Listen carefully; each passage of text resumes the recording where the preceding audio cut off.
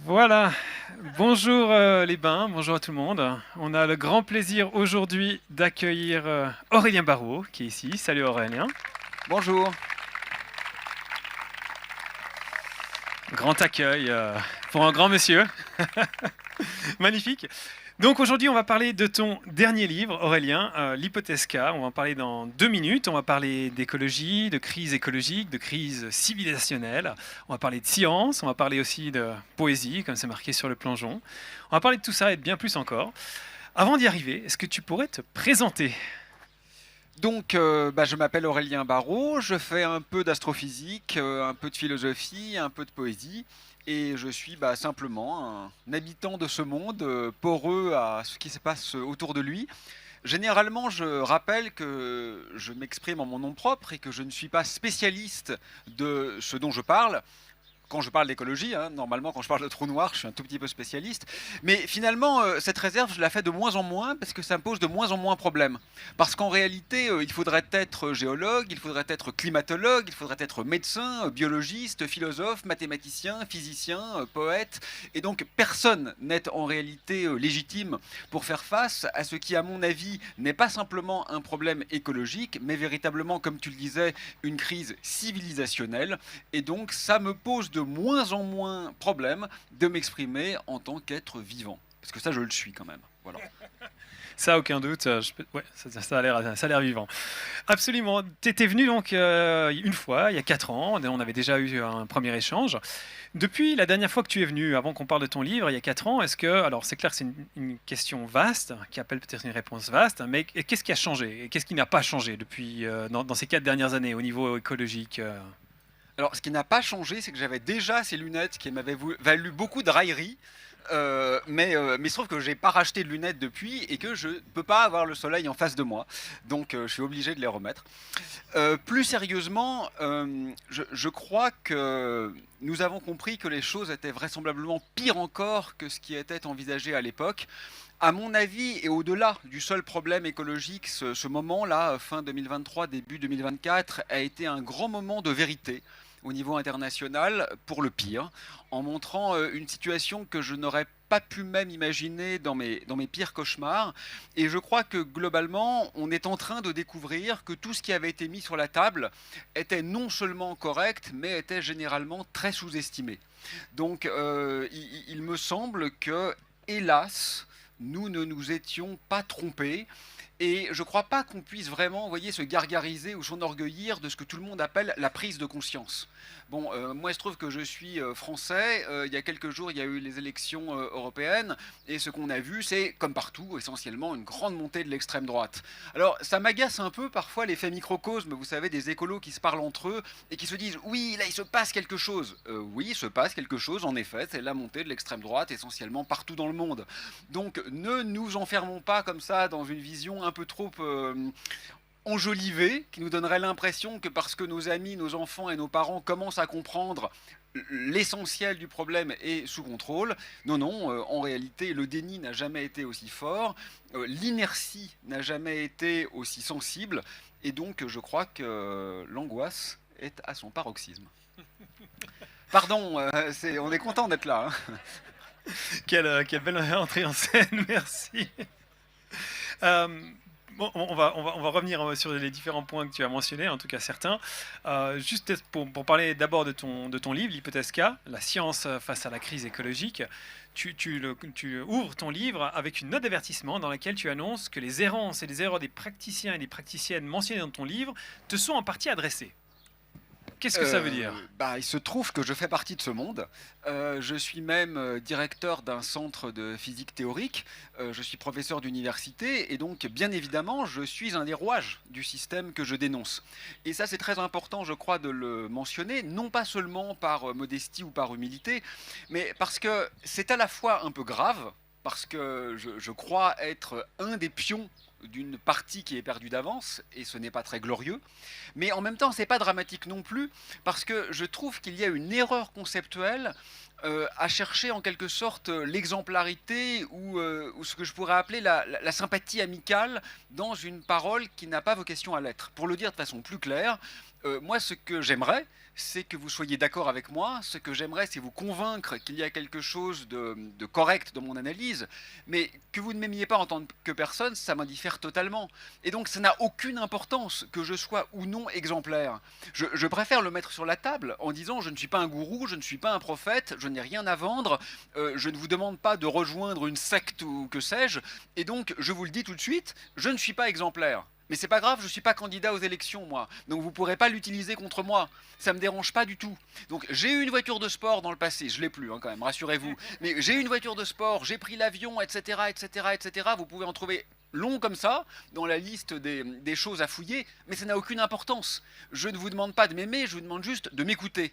Et donc autant le dire tout de suite, on n'est pas dans une logique de tiktokisation comme ça. On a un capital sympathie, un capital followers, un capital impact ou un pouvoir d'influence.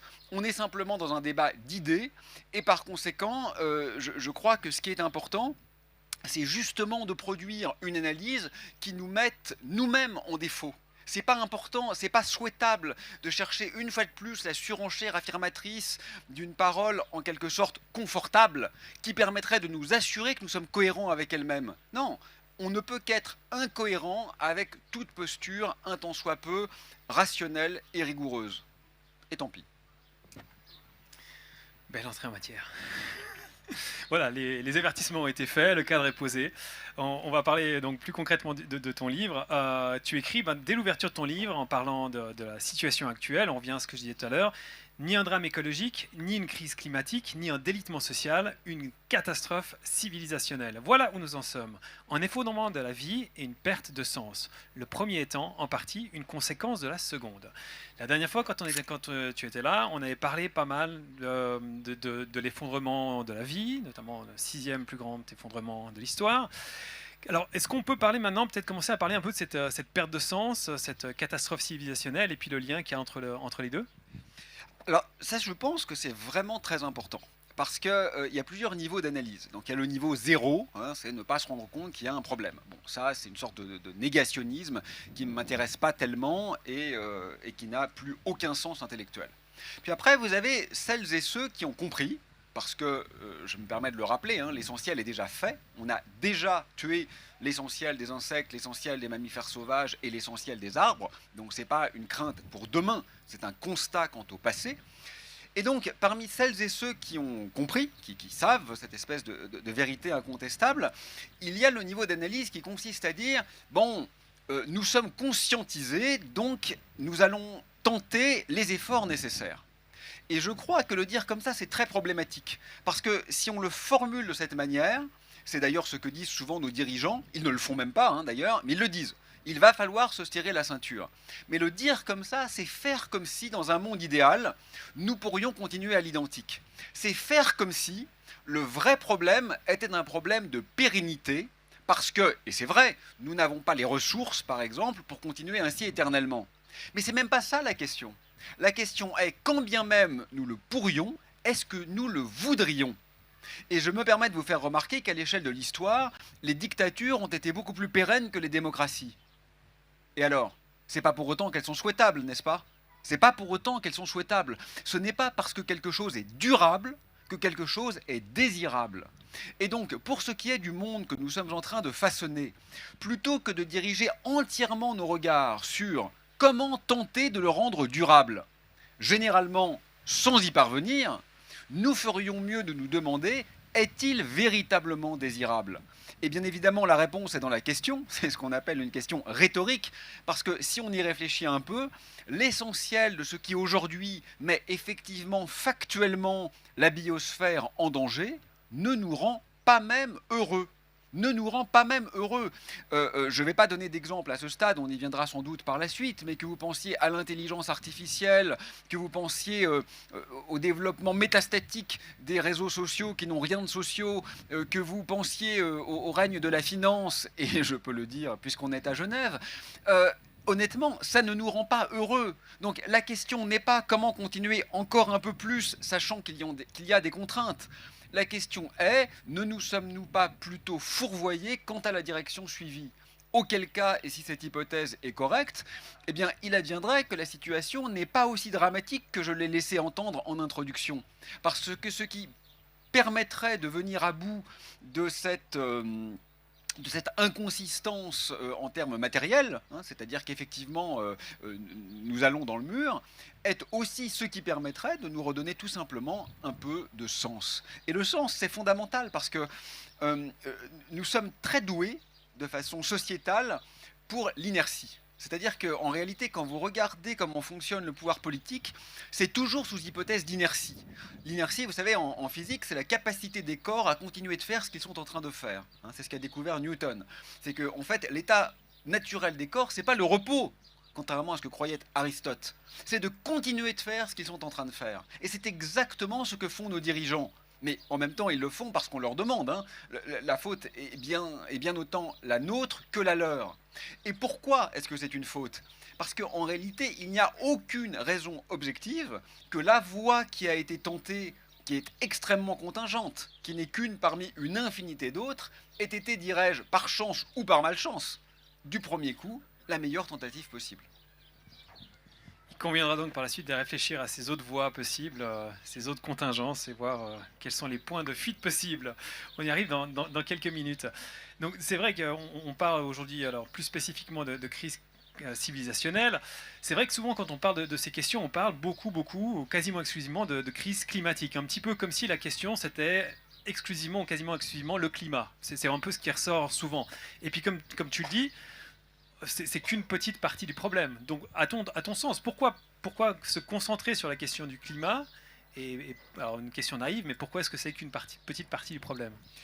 Oui, alors je vais venir à pourquoi c'est qu'une petite partie, mais je peux déjà dire pourquoi, à mon avis, c'est celle sur laquelle on se focalise. De façon un peu provocatrice, je dirais que c'est parce que c'est le moindre de nos problèmes, que c'est le plus facile à traiter, et que c'est peut-être le seul qui permette encore de faire perdurer cette impression délirante suivant laquelle nous sommes face à un problème d'ingénieur qui attend des solutions d'ingénieurs. Parce que c'est tout ce que nous sommes capables de penser. Nous sommes devenus une société d'ingénieurs. Même si vous n'êtes pas ingénieur, on est dans un monde d'ingénieurs. C'est-à-dire qu'on a cette manière de voir qui est un problème technique, une solution technique. Et le réchauffement climatique, en tant que conséquence des émissions de gaz à effet de serre, c'est effectivement un peu le cas. C'est-à-dire que si on pouvait, je vous le dis tout de suite, c'est pas possible, hein, mais si on pouvait continuer à l'identique en diminuant ou en annulant les émissions de gaz à effet de serre, il est vrai que le problème climatique sera résolu.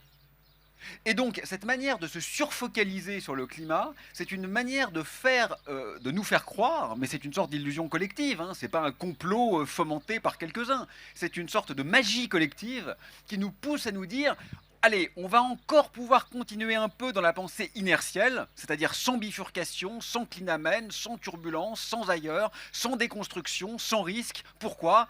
Parce qu'on a un problème d'ingénieur, c'est qu'on émet trop de CO2.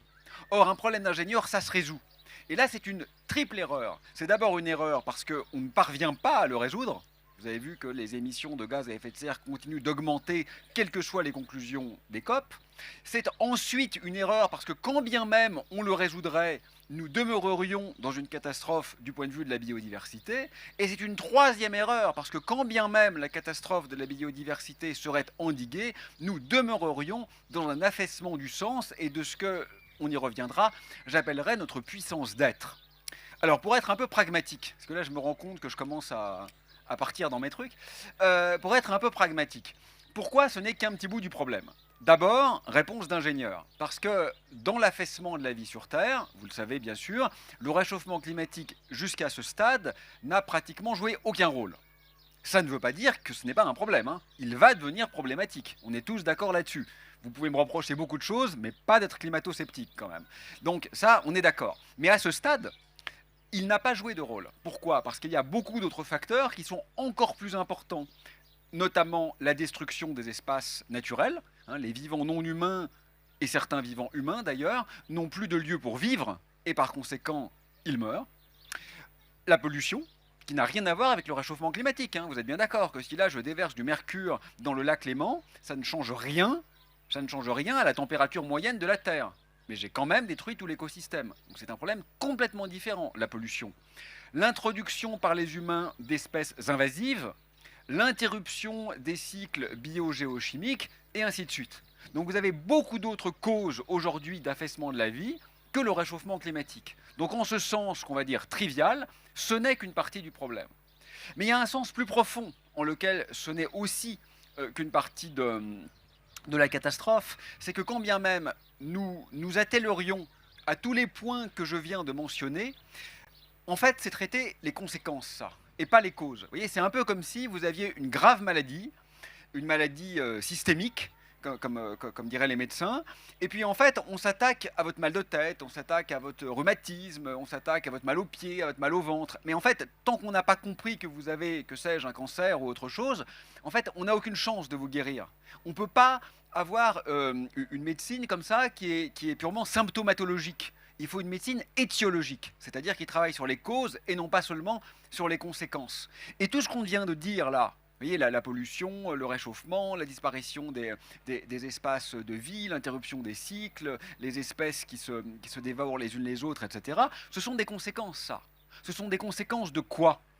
D'un système de valeurs, ce qu'on appelle en philosophie une axiologie, qui fait que l'artificialisation du réel est devenue notre objectif. Mais tant que c'est ça l'objectif, peu importe la manière dont on y parvient, si on gagne, on perd.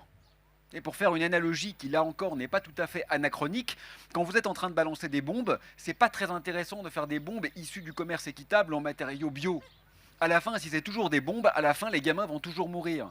La question c'est est-ce que oui ou non on veut balancer des bombes?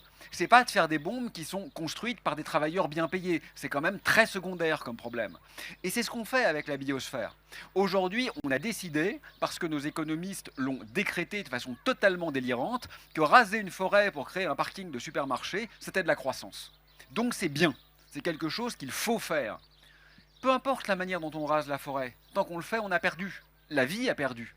Et donc vous voyez que beaucoup plus qu'un problème d'ingénieur, c'est un problème de valeur, c'est un problème d'éthique, c'est-à-dire qu'est-ce qu'on considère comme important, qu'est-ce qu'on valorise. Et bien sûr que tant qu'on a un système macroéconomique qui appelle croissance le fait de détruire un espace gorgé de vie pour le remplacer par un espace artificialisé, on n'a aucune chance. Puisque le but du jeu, c'est la mort. Peu importe la manière dont vous jouez, à la fin, si vous gagnez, vous perdez. Et au-delà du problème éthique, moi je crois que c'est un problème esthétique.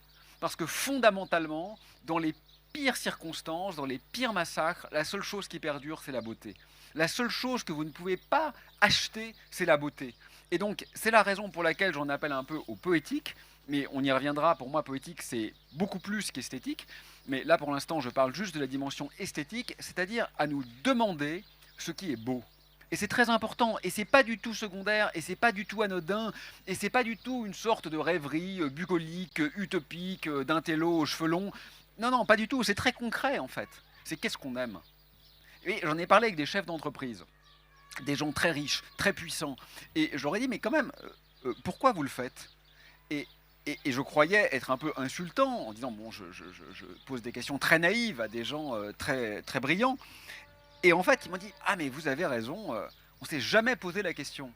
Non mais sérieusement mec, t'as un bac plus 25, tu sors de Polytechnique, t'as 20 000 personnes sous tes ordres et tu gagnes 20 000 euros par mois et tu t'es jamais demandé pourquoi tu fais ce que tu fais. Et en fait non.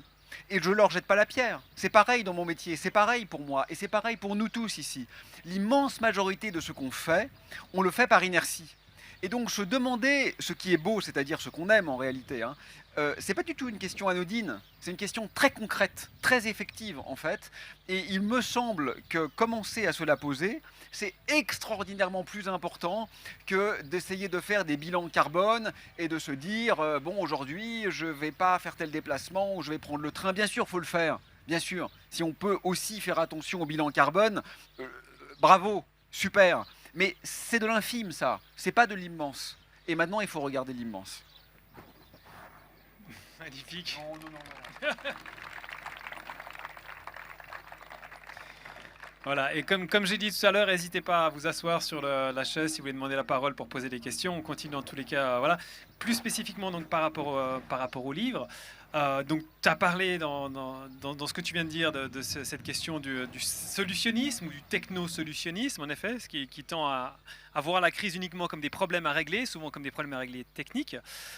Finalement, de manière générale, avant qu'on arrive de manière plus précise, quel est le rôle de la science dans tout ça? Je pense que c'est notamment, principalement le cœur de ton ouvrage, que tu traites d'ailleurs de manière assez critique. Oui, alors, bon, euh, j'ai un peu fait la leçon, aux chefs d'entreprise en particulier, et c'était quand même honnête de se dire, et moi-même, est-ce que je m'applique cette leçon que je donne? Et c'est un peu pour ça que j'ai écrit ce livre, parce que c'est trop facile de considérer que les autres, bien sûr, tous les autres, doivent faire des efforts considérables, changer leur manière de vivre, revoir entièrement leur rapport au monde, mais pas moi. Bon, et on le fait tous, ça. Et les scientifiques le font encore plus que les autres. Pourquoi? Parce que les scientifiques ont l'impression d'être structurellement dans le camp du bien. Un peu comme les médecins, d'ailleurs. C'est pas si simple. Et c'est très reposant. Pour les scientifiques, l'argument, c'est on produit de la connaissance. La connaissance est bonne. Donc, ce que je fais ne peut qu'être positif pour l'humanité. C'est un peu plus compliqué que ça. C'est plus compliqué que ça pour plein de raisons. La première raison, c'est que d'un point de vue factuel, historique, objectif, on ne peut pas nier que bien sûr, il y a une accointance entre la science et un certain nombre de progrès dont nous sommes ravis de bénéficier, qu'il s'agisse de médecine, de bien vivre, de se chauffer en hiver, etc. Ça, c'est tout à fait vrai. Mais il y a aussi une accointance entre la science et toutes les structures de domination, les structures de réification, les structures militaires, les structures d'asservissement, les structures coloniales. Ça, c'est aussi vrai. Donc, si on prend la première partie, ce qu'il faut faire, il faut aussi prendre la deuxième partie. Et il faut regarder les choses de façon globale, et pas seulement dans une analyse biaisée qui déciderait qu'on exclut le pour ou qu'on exclut le contre. L'histoire est complexe, qu'on le veuille ou non. Mais au-delà de ça, si vous voulez, il y a quelque chose de plus important. C'est de se demander...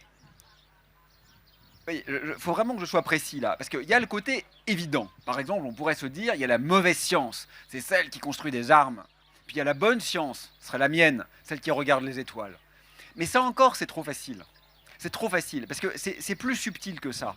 Parce que ça, c'est vrai. Moi, j'ai pas envie de construire des armes, et j'aimerais bien que ceux qui le fassent arrêtent de le faire. Mais ça, c'est facile. C'est la partie émergée de l'iceberg. Plus profondément que ça, si vous voulez. Je crois que si on veut être honnête, la vraie question, c'est ce qu'on fait. Que ce soit de la science ou autre chose. Hein. Je parle de science parce que c'est mon métier. Mais la vraie question, c'est est-ce qu'on le fait dans une optique de corroboration d'une inertie systémique dont on sait aujourd'hui qu'elle nous mène à la mort, ou est-ce qu'on le fait dans une optique de possibilité de déraillement? Vous savez, j'ai employé le mot tout à l'heure sans l'expliquer, mais les Grecs parlaient du clinamen. Enfin, le clinamen, c'est plutôt les latins, parce que ça, c'est le mot romain, clinamen. Les Grecs parlaient de parenclisis. Mais l'idée, c'est une petite déviation, comme ça, dans un écoulement, qui mène tout à fait autre part. C'est ce qu'on appelle la turbulence. Et en fait, c'est ça pour moi la question intéressante. Si vous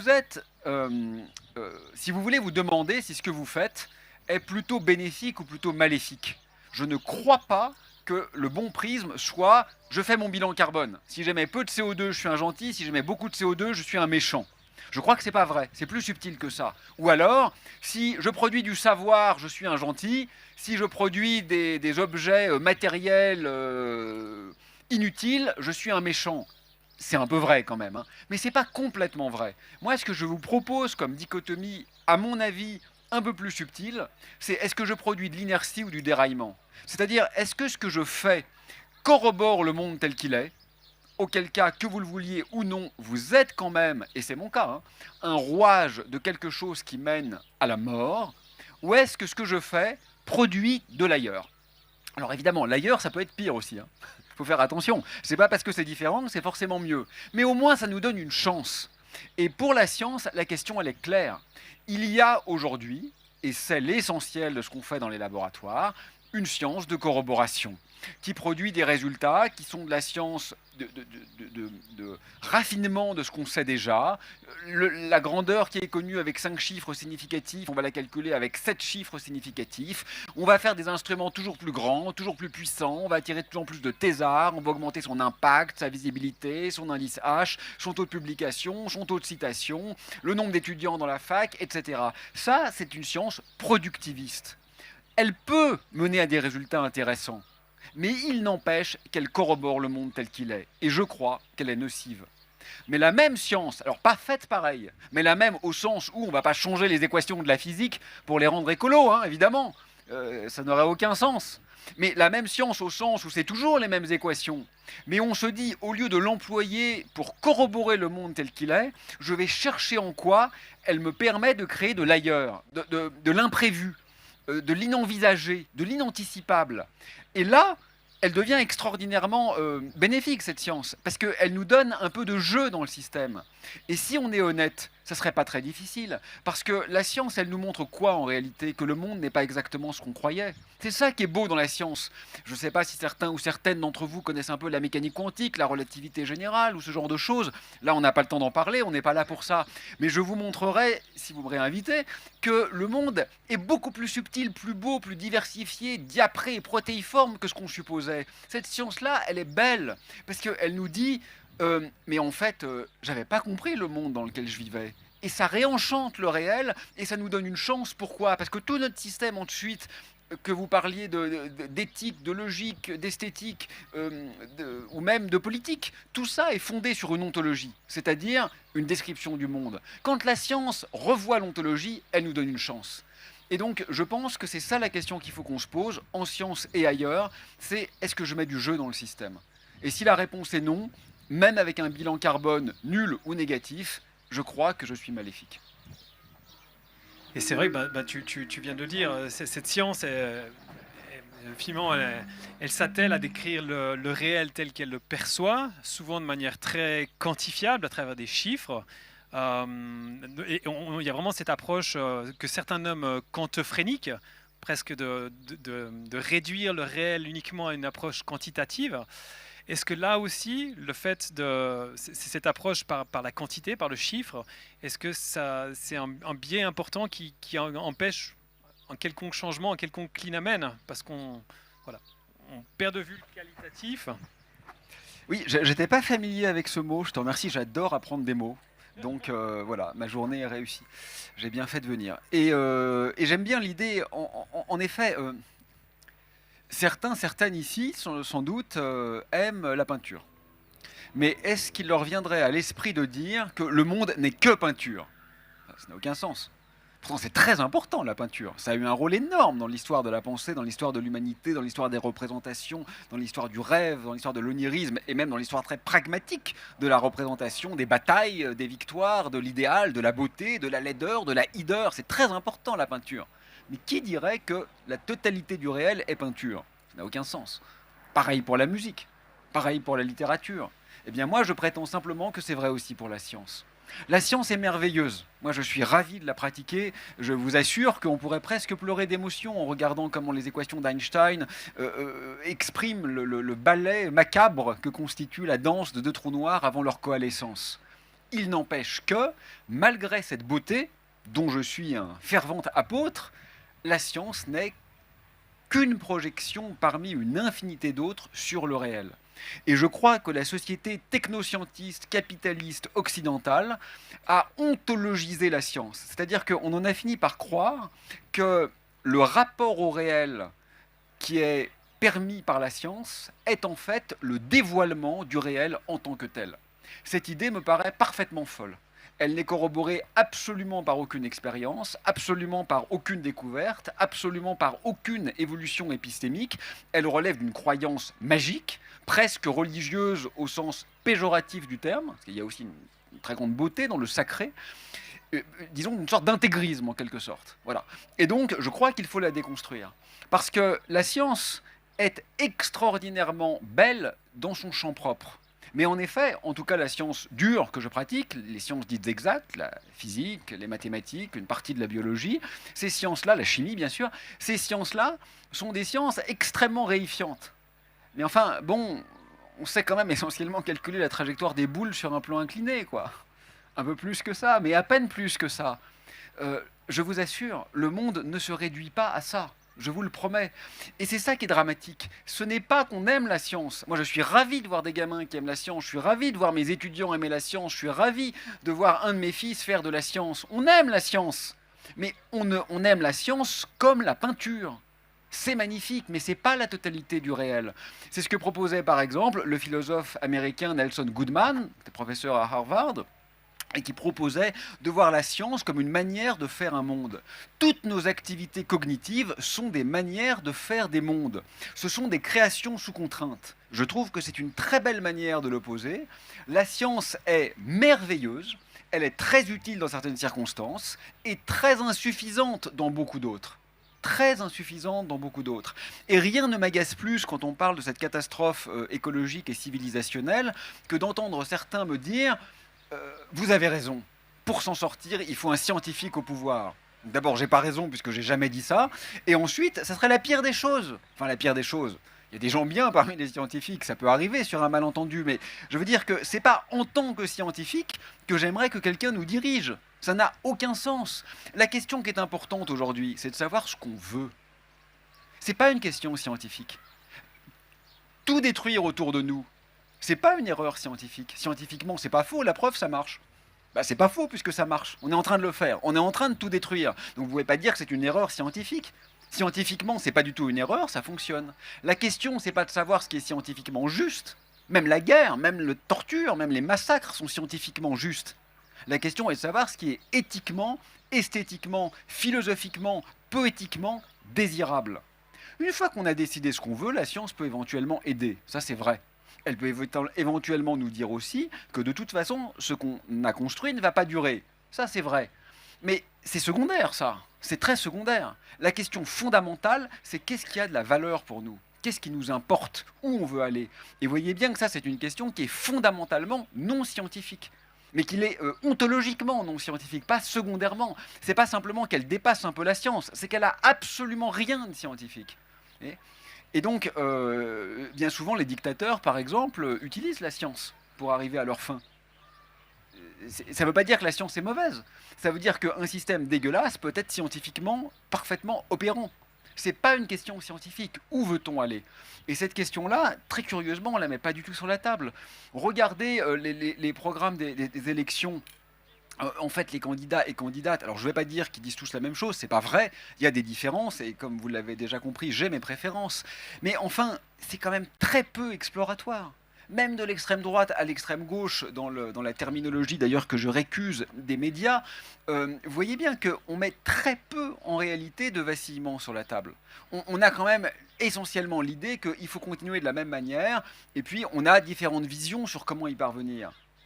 Très peu de gens proposent un tout autre monde. Et pourtant, nos constructions sont contingentes. Et là, je suis un peu trop long, donc je vais finir. Mais pour moi, le premier geste écologique, c'est d'abord anthropologique. C'est-à-dire de commencer à comprendre les autres manières qu'ont eu nos prédécesseurs d'habiter cette planète. Et là, c'est extrêmement intéressant. Vous vous rendez compte qu'aucune idée n'est plus dégueulasse que celle qui consiste à laisser entendre que nous n'avons pas le choix. Vous voyez, on l'entend souvent, ça, quand même. Hein. Oui, oui, le monde ne va pas très bien, c'est vrai, mais qu'est-ce que vous voulez on est ça, nous, les humains. C'est en nous, c'est comme ça, c'est notre essence, c'est cette prédation. Mais ça, c'est fondamentalement raciste. Parce que c'est déshumaniser précisément toutes et tous les autres qui ont habité cette planète avec des rapports au monde qui ne sont pas du tout ceux de l'Occident contemporain. Alors on peut ne pas les aimer, ça on a le droit, on a toujours le droit, mais on ne peut quand même pas nier leur existence. Et donc notre histoire, celle de l'humanité, est constellée d'autres manières d'habiter le monde. Et je me permets quand même juste de faire remarquer que l'agencement économico-culturel qui est le nôtre est extraordinairement récent. Notre civilisation durera moins longtemps que la civilisation égyptienne, hein, c'est sûr et certain. Donc il faut qu'on fasse preuve d'un peu d'humilité. Hein. N'oubliez pas que Cléopâtre est plus proche en termes temporels de l'iPhone que de la construction des pyramides de Gizeh, hein. La civilisation égyptienne, c'est long. C'est très très long. Donc on est voilà, un petit atome comme ça dans ce gigantesque déploiement. Et l'idée que les choses ne peuvent pas être différentes est un négationnisme historique, et anthropologique, et ethnologique. Cléopâtre dans son bain de lait d'ânesse avec son iPhone. Donc voilà, pour toujours par rapport à la science, et t'as pas besoin d'ailleurs de t'auto-censurer, on a le temps. C'est vrai qu'un des points sur lesquels tu reviens particulièrement, c'est sur cette prétendue vision de la science à être neutre, objective, universelle. C'est souvent ce qui est mis en avant. Et c'est ce que tu essaies, je pense que ce que tu déconstruis dans ton livre. Alors peut-être pour commencer par là, est-ce que cette neutralité est souhaitable, est-elle possible? Alors ça, c'est des questions très subtiles sur lesquelles il est difficile de faire des réponses à l'emporte-pièce. Pour aller à l'essentiel, je pense qu'il y a une objectivité scientifique dès lors qu'on a fixé un cadre. Ce que je veux dire, c'est que quand on est absolument d'accord sur ce qu'on regarde, sur comment il faut le regarder, sur pourquoi il faut le regarder, sur ce avec quoi on veut le mettre en résonance, alors c'est vrai, la science n'est pas une construction sociale. Moi, je suis astrophysicien, la vitesse d'expansion de l'univers, c'est pas une construction sociale. Si je mesure bien les choses, je dois pouvoir me mettre d'accord avec mes collègues astronomes, fussent-ils dans une autre université. Mais ce qu'il convient quand même de garder à l'esprit, c'est que cette objectivité n'est efficiente qu'une fois qu'on a décidé d'un cadre qui lui-même est extraordinairement restreint. C'est-à-dire qu'il faut faire une coupe dans le réel. Pour, par exemple, considérer qu'on a un espace, un temps, une métrique, enfin je n'aurais pas dû prendre l'exemple que je viens de prendre parce qu'il est un peu technique, mais ce que je veux dire, c'est que les grandeurs que la science permet de déterminer objectivement ne sont objectives que par rapport à une décision qui est extrêmement violente sur ce qui est pertinent dans le réel. Alors je vais prendre un exemple plus clair que celui de l'accélération ou de l'expansion de l'univers. Imaginons qu'on ait un débat sur le nucléaire. Et on se demande, le nucléaire est-il dangereux ? Et les gens s'engueulent, parce que sur le nucléaire, on s'engueule toujours. Et puis, un journaliste vient faire un fact-checking et dit, moi, je vais vous donner la réponse qui est scientifiquement objective. Et le ou la journaliste va dire, j'ai bien fait mon travail, et je peux vous dire que, objectivement, même en intégrant la catastrophe de Tchernobyl, le nucléaire a tué moins par kilowattheure produit que l'hydraulique. Et c'est vrai. Donc, c'est une vérité scientifique. Mais le problème, c'est que cette vérité scientifique, elle n'est pas intéressante en tant que telle. Elle est intéressante parce qu'après, il y a une étape implicite qui est donc le nucléaire est bon. Et ça ne va pas du tout de soi. Pourquoi ? Parce que le nucléaire, c'est essentiellement des dangers à long terme. Donc déjà, regardez ce qui s'est passé dans les 20 dernières années, c'est par essence quelque chose qui n'intègre pas les dangers à long terme. Et puis, surtout, ce qui est un peu contrariant, à mon avis, avec le nucléaire, ce sont les collusions presque inévitables entre nucléaire civil et nucléaire militaire. Évidemment que les passes, les ponts, les porosités ne peuvent pas ne pas exister, au moins dans un certain nombre de cas. Et le fait de penser que de plus en plus de dirigeants dans ce monde ont la capacité de détruire la quasi-totalité de l'humanité en appuyant sur un bouton après une nuit un peu arrosée, moi c'est quelque chose que je trouve absolument insupportable. Mais ça, vous ne l'avez pas du tout compté. Quand vous avez regardé le nombre de morts créés par Tchernobyl versus le nombre de morts créés par l'affaissement d'un barrage en Chine, qui fait qu'en effet, l'hydraulique a pour l'instant tué plus que le nucléaire. C'est factuellement vrai. Mais c'est pas intéressant, l'analyse passée. Nous, ce qui nous intéresse, c'est l'analyse future. Il se trouve que les guerres nucléaires, on n'en a pas encore eu, parce que quand on en aura une, ça sera certainement la dernière. Donc, vous voyez qu'il faut faire très attention. L'objectivité scientifique, elle existe. Mais l'utilisation qu'on fait de l'objectivité scientifique, elle peut être extrêmement dangereuse parce qu'elle choisit, si vous voulez, des variables. Un autre exemple, c'est j'avais lu un fact-checking sur la 5G là, d'un journaliste qui disait mais arrêtez de vous inquiéter de la 5G, mais probablement les ondes émises par la 5e génération ne sont pas nocives pour la santé humaine. Et probablement c'est vrai. que les ondes émises par nos téléphones, sincèrement, c'est probablement pas ça qui va nous tuer, et moi, ça m'empêche pas de dormir. Mais c'est pas ça le problème. C'est pas du tout ça le problème de la 5G. C'est pas les ondes émises par les téléphones. C'est la réification numérique du monde qui fait que, effectivement, aujourd'hui, nos enfants voient leur future compagne ou compagnon choisi par des algorithmes. Bah oui, parce que c'est quand même une intelligence artificielle qui va choisir qui apparaît dans leur mur Facebook, leur mur TikTok, leur mur Insta, etc. Et non pas l'aléa des rencontres de la vie. C'est ça le problème. C'est pas les ondes qui interagissent avec notre cerveau. Donc vous voyez, l'objectivité scientifique, c'est très bien. Parce que si on veut dire quelles sont les populations d'insectes dans tel champ, dans tel pré, on a besoin en effet d'une objectivité scientifique qui nous dise, eh ben, elles ont diminué 70%. Donc parfois, la science, elle est très bienvenue. Mais il faut faire très attention dans l'extrapolation de ces vérités scientifiques qui vont ensuite être utilisées à des fins poétiques, éthiques, philosophiques, etc. Et là, il faut absolument faire attention à ce qu'on a fait une coupe drastique dans le réel, qui fait que la plupart du temps, si on ne recontextualise pas, on rate la vraie question. Et ben, je ne sais pas, je donne un dernier exemple et j'arrête. On pourrait dire par exemple, l'espérance de vie mondiale a augmenté, donc la science nous dit tout va bien. Oui, ok, mais si elle a augmenté dans les pays riches et qu'elle a baissé drastiquement dans les pays pauvres, est-ce qu'on est sûr que ça pose aucun problème? Oui, il faut faire attention, l'objectivité scientifique, elle est là, mais qu'est-ce qu'on en fait?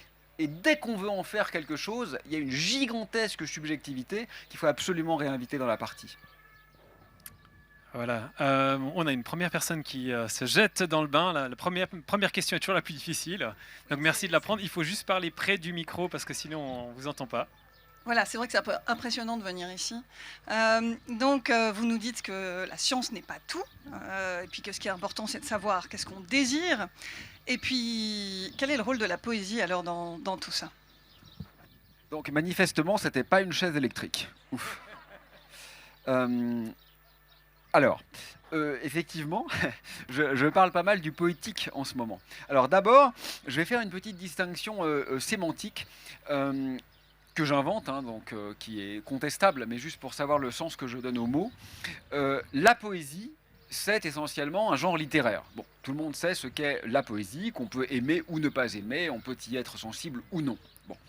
Ce que j'appelle le poétique, c'est un peu autre chose. Le poétique, c'est pas forcément une écriture. C'est-à-dire que mon projet de société, c'est pas évidemment que chacun commence à écrire des vers le matin avant son petit déjeuner, sans quoi la journée est fichue. Non, c'est pas exactement ça.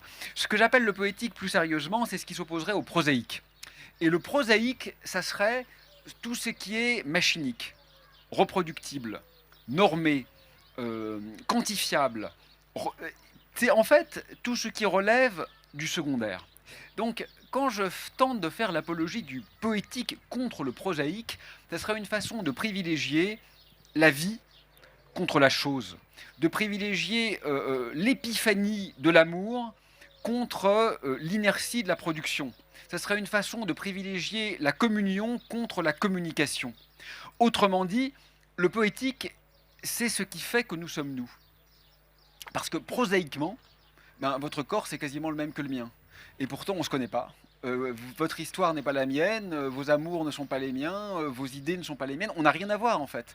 Mais ça, c'est poétique. Parce que poétiquement, on a été constellé d'un surgissement de petites choses qui font que nous sommes notre histoire. Et donc, pour le dire de façon claire, ce que j'entends par cette apologie du poétique contre le prosaïque, c'est pas du tout dire tous les matins on va effectivement s'allonger près du lac Léman, mettre une rose entre nos dents et méditer sur la beauté du monde. Ça, c'est complètement farfelu et un peu neuneux. Ce que je veux dire, c'est qu'en fait, nous avons aujourd'hui dans ce monde totalement vassaliser le poétique au prosaïque. C'est-à-dire qu'essentiellement, on s'autorise, plus ou moins toutes et tous ici, à avoir un comportement poétique le dimanche entre 18h et 18h30 quand tout le reste a été fait. Et le reste du temps, qu'est-ce qu'on fait de la production ? Et en fait, mon avis, c'est qu'il faudrait juste renverser le rapport. Bien sûr qu'il faut du prosaïque. On est content de manger, on est content de se chauffer en hiver, on est content d'avoir un micro pour faire une conférence, et je suis content d'avoir un train pour rentrer chez moi. Oui, il faut du prosaïque, incontestablement. Mais je trouve que ce qui serait censé, ça serait que le prosaïque soit asservi au poétique. c'est-à-dire à la vie. Le poétique, c'est la vie. C'est ce qui fait que je ne suis pas un gobelet en plastique, mais que je suis un être qui ne sait pas exactement ce qu'il va dire maintenant. Là, je ne savais pas que j'allais retirer mes lunettes. C'est pas très important, hein, c'est pas un geste extraordinaire, c'est pas très révolutionnaire, tout le monde s'en fout, je suis d'accord, mais je l'avais quand même pas prévu. Et, je vous ai fait rire. C'est ça le poétique. Je viens de vous faire rire. C'est ça le poétique. Il y a un truc là qui n'était pas enregistré par une intelligence artificielle.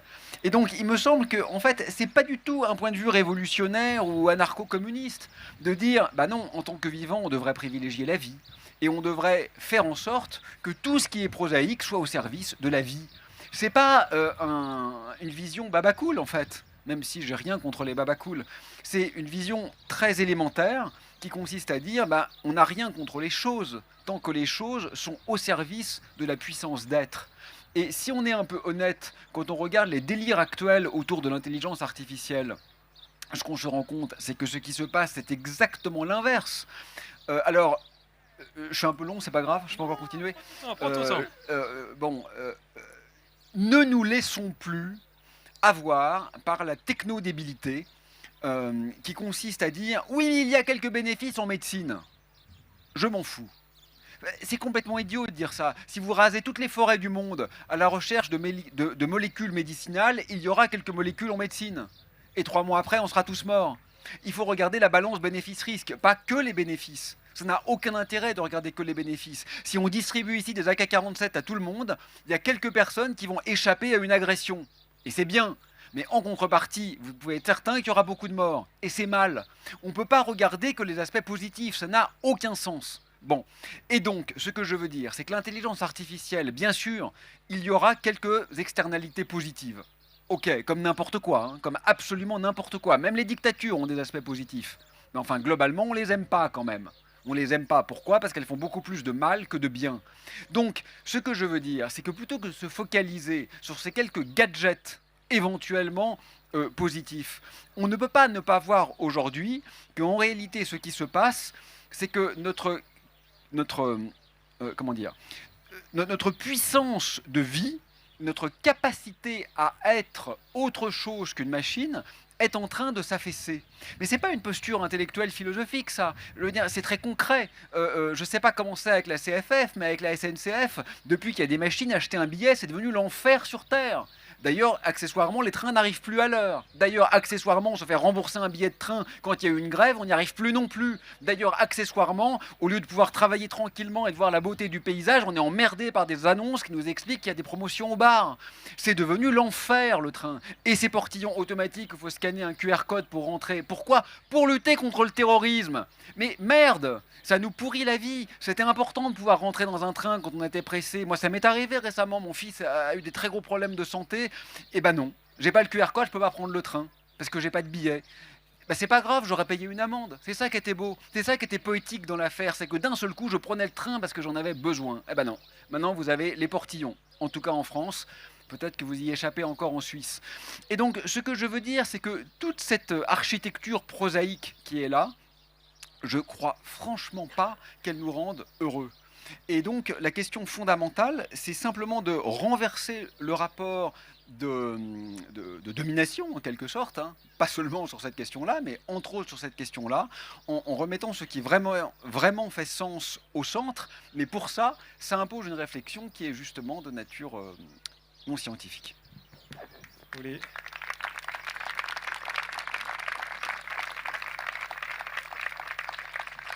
Je vous encourage à venir faire une expérience différente en venant vous asseoir sur cette chaise.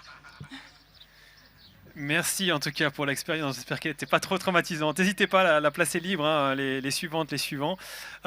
Donc, on va revenir dans quelques minutes sur toute la question poétique parce qu'elle elle est intéressante, elle est fascinante. Je voulais avoir peut-être une dernière question, peut-être plus spécifiquement sur la science parce que tu as commencé à l'aborder, cette question d'analyse coût-bénéfice, finalement que la science ne fait pas. Tu dis aussi dans ton livre que la science est assez muette, même complètement muette sur les directions à choisir. C'est notamment le cas de l'intelligence artificielle que tu as mentionné. C'est un peu l'idée, on peut le faire, donc on le fait, sans vraiment se poser la question si il faut le faire ou quelles sont les conséquences de se faire.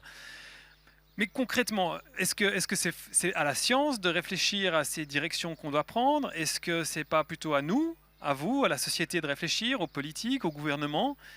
C'est à qui de réfléchir à ces directions, à ce qui est souhaitable et comment est-ce qu'on y arrive? C'est une question vaste et difficile et après on reparlera de poésie, c'est promis. Oui, oui, c'est une question difficile. Dans la série humoristique Big Bang Theory, il y a une scène qui est excellente. Ils s'amusent à allumer la lumière de leur studio en faisant un relais par des ordinateurs dans le monde entier. Et la jeune femme, qui est la seule à ne pas être scientifique, dit mais pourquoi vous faites ça? Et Sheldon et ses comparses répondent parce qu'on peut le faire. Et tout est dit. Alors la série elle-même, elle est très bien. En fait, elle est très subtile, contrairement aux apparences. Mais la pensée geek, elle est dramatique. Parce que c'est exactement ça qui est à l'œuvre.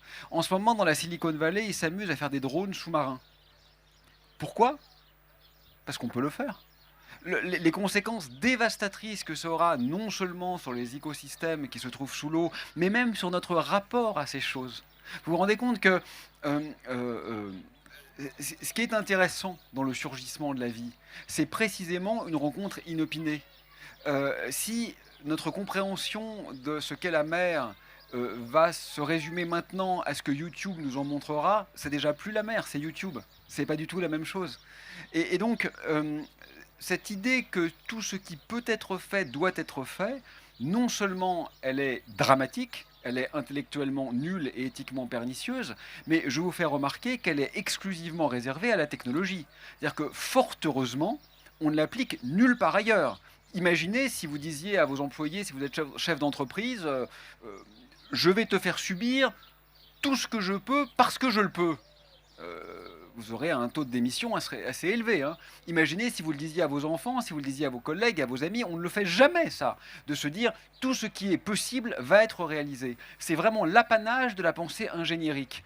Et aujourd'hui, je crois qu'elle est devenue métastatique. C'est-à-dire qu'il y a quelque chose de presque cancéreux dans ce développement.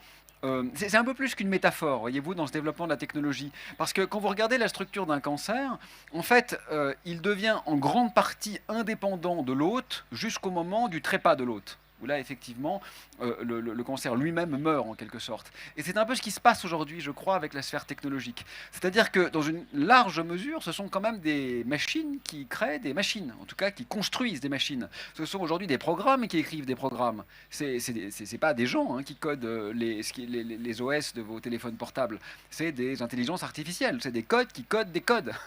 Et du coup, il y a quelque chose qui est devenu en grande partie autonome, mais qui dépend encore de nous. Hein. On n'est quand même pas dans Terminator. C'est pas Skynet, les humains doivent jouer un rôle dans l'affaire. Jusqu'au moment où, effectivement, il n'y aura plus d'autres. Et je pense que cette discussion, il faut absolument l'avoir. Et tu as raison, pour en revenir à ton dernier point, elle n'est pas de nature intrinsèquement scientifique. C'est-à-dire qu'il y a un problème auquel je me suis intéressé, qui est le problème de la pratique de la science. Donc là encore, je le dis une dernière fois, pour moi le point important, c'est pas seulement, comme font la plupart de mes collègues, qui se dire... Je vais continuer exactement pareil, mais quand même, comme je suis un type ou une nana bien, je vais faire mon bilan carbone. Jusqu'à maintenant, comme je suis très intelligent, j'allais 3 fois par an à Princeton et 2 fois par an à Stanford. Je vais aller 2 fois moins parce que, bon, je vais émettre moins de CO2. Ça, c'est le niveau 0. C'est mieux que de ne rien faire du tout. Très bien, bravo, mais c'est quand même le niveau 0. Le niveau 1, ça consiste à dire, oui mais attention, il y a ma manière de travailler. Alors déjà, alors niveau 1, ça consisterait à dire je reste encore comme ça dans ma manière de travailler, mais je ne regarde pas que le bilan carbone. Parce que quand j'achète un ordinateur, vous savez que c'est rempli de métaux rares, de terres rares, qui sont essentiellement extraites par des enfants esclaves en Afrique, etc. Donc le niveau supérieur, c'est de regarder toujours au niveau factuel comme ça de l'activité, mais pas seulement au niveau carbone. Ça reste encore un niveau très bas. Le niveau encore au-dessus, c'est de se dire, mais au-delà de ma manière de travailler au quotidien, c'est-à-dire quel est mon ordinateur, quelles sont mes conférences, quels sont mes déplacements, etc., quelle est la finalité de ce que je fais? Donc c'est ce que je disais tout à l'heure. Est-ce que je produis de la corroboration inertielle et systémique, ou est-ce que je produis un peu d'ailleurs, des vacillements comme ça, des ouvertures, des failles, des brèches? Ça, c'est le niveau déjà beaucoup plus intéressant. Oui. Et il y a comme ça tout un empilement de niveaux. Je pourrais continuer, mais bon, je ne vais pas le faire parce qu'on y reviendra. Et c'est ça, je trouve, les questions qu'il faut absolument mettre sur la table. Et quand on arrive aux questions d'ordre supérieur, effectivement, elles sont plus seulement scientifiques. C'est-à-dire qu'on est à Genève, Donc ici se trouve le CERN, qui est un laboratoire magnifique. Moi, j'ai beaucoup travaillé au CERN. Je trouve que c'est un très bel exemple de collaboration internationale. C'est très beau. Vous avez des chercheurs et chercheuses du monde entier qui se retrouvent dans une sorte d'épiphanie comme ça, d'intelligence pour construire des machines horriblement compliquées, mais qui permettent de très belles découvertes. On a mesuré la masse du boson de Higgs. Peut-être qu'on aurait aimé découvrir des particules supersymétriques, etc. Tout ça est très bien. Mais il y a effectivement une question civilisationnelle pour la suite. Est-ce qu'on veut faire un super grand collisionneur? Et là encore, je trouve que la question est subtile, parce que le savoir du monde subatomique, il est bienvenu. Il a même vraisemblablement des vertus ontologiques, comme je le disais tout à l'heure. C'est-à-dire que si on découvre de nouvelles particules fondamentales qui étaient insoupçonnées, ça va revoir le socle du réel, et donc ça va jouer positivement, même pour l'écologie. Parce que ça va nous montrer que le monde n'est pas ce qu'il est. Donc incontestablement, ce genre de projet est très intéressant. Mais il y a aussi un contre-pied. Et le contre-pied, c'est pas seulement la consommation électrique gigantesque, l'équivalent d'un demi-million de personnes, de ce genre de machine.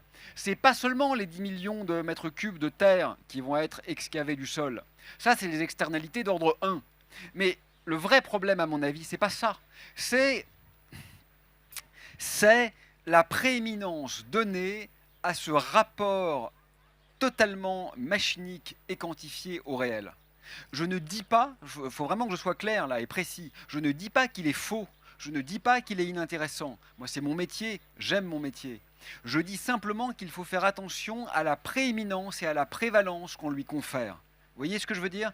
C'est-à-dire que, pour le dire clairement, oui, j'aimerais savoir ce qui se passe dans le monde quand on regarde l'univers à centève. C'est l'enjeu du collisionneur après le LHC. Oui, moi, ça m'intéresse dans mon métier. Mais quand on voit ce qui se passe aujourd'hui, et je ne parle pas que d'écologie, est-ce que c'est vraiment notre priorité? Est-ce que c'est là que l'être humain a envie de placer son génie?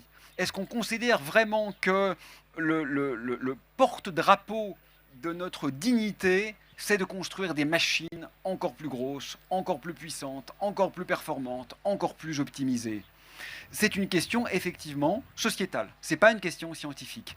Il y a incontestablement un intérêt, ça je le dis avec force, moi je serais content que cette machine existe pour mon travail, incontestablement. Mais il y a aussi un coût, et le coût n'est pas qu'en termes de gaz à émissions, qu'en émissions de gaz à effet de serre, il est aussi, si vous voulez, un coût symbolique. Symbolique. Est-ce que vraiment c'est ce gigantesque monstre d'acier et de silicium que l'on veut comme porte-étendard de notre génie en ce temps d'effondrement, de réification, de massacre, de guerre, d'éradication de la vie humaine et non humaine? Je trouve que c'est une question qui doit être posée.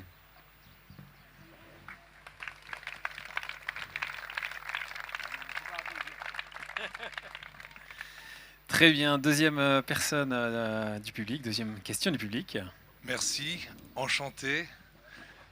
Vous le dites sans véritablement le nommer, mais que le cancer, c'est finalement voilà, cette culture technoscientiste, mais également occidentale et capitaliste. Comment maintenant? Comment faire pour déconstruire cette culture à large échelle, Comment changer les valeurs? Comment rendre ringard justement le minage des bitcoins, les voyages sur Mars ou même les selfies à l'autre bout du monde? Comment rendre cool la permaculture, le fait de voyager à 10 km de chez soi, découvrir son voisin? Est-ce que la poésie suffit? Est-ce que la rhétorique suffit? Comment faire? Bon, ça c'est la question centrale à laquelle je n'ai pas la réponse. Donc oui, vous avez tout à fait raison, bien sûr, c'est la question importante. Je commence par une petite remarque liminaire. Quand je raconte des bêtises comme ça, il y a deux choses qu'on ne me pardonne pas généralement, qui vraiment agacent même mes amis, même mes alliés. La première, c'est de critiquer Thomas Pesquet, parce que Saint Thomas ne doit pas être critiqué. Bon, j'ai rien de personnel contre Thomas Pesquet, je le connais pas, il est sans doute charmant. Mais oui, je critique l'industrie spatiale. Celle d'Elon Musk, évidemment, mais même celle de Thomas Pesquet, parce que je trouve que c'est vraiment une faillite symbolique. Vous vous rendez compte de ce que ça veut dire? La vie s'effondre ici, donc regardons là-bas. C'est très fort. Le spatial, c'est quand même vraiment la dépoétisation la plus radicale du ciel que l'on puisse envisager. Le ciel nocturne, c'est le contraire du spatial. On est en train aujourd'hui d'inventer des dépôts de carburant dans l'espace. Bon, ça, Thomas Pesquet n'y est pour rien quand même. Hein. Mais on est en train d'inventer des publicités spatiales. Il n'y est pour rien non plus. On est en train de faire fonctionner cette station qui ne sert pas à grand-chose. Ça, il y est pour quelque chose. Et ainsi de suite. On a des constellations de satellites qui vous nous empêchez de voir les véritables constellations. Vous vous rendez compte que même ça, ils sont en train de nous le voler. Même ça, ils sont en train de le mécaniciser. L'autre chose qu'on ne me pardonne pas, c'est de critiquer la fusion nucléaire. Donc pour ceux qui ne savent pas, la fusion nucléaire, c'est une hypothétique source d'énergie qui serait presque propre et presque infinie. Et ça, on se dit, alors quand même, si même ça, il le critique, il est vraiment ronchon, parce que, évidemment, que ça nous sauverait. Alors, premier point, c'est pas du tout évident que ça marche, mais quand bien même ça fonctionnerait, je maintiens que ça serait pas une bonne nouvelle. Et la raison pour laquelle ça serait pas une bonne nouvelle, elle est très simple, c'est que le vrai problème aujourd'hui, ce n'est pas l'origine de l'énergie, c'est ce qu'on fait de l'énergie. On utilise l'énergie pour tout dévaster. On est en train de détruire les fonds marins plus encore que les surfaces émergées. On est en train de faire disparaître les forêts primaires à un rythme effréné. On est en train de rendre inhabitables les quelques lieux encore préservés. Croyez-vous vraiment que si on pouvait continuer de façon plus facile, de façon moins coûteuse, on se dirait instantanément « Ah bah tiens, maintenant que c'est facile de le faire, on arrête tout ». Mais enfin, arrêtons d'être bisounours, soyons un peu sérieux.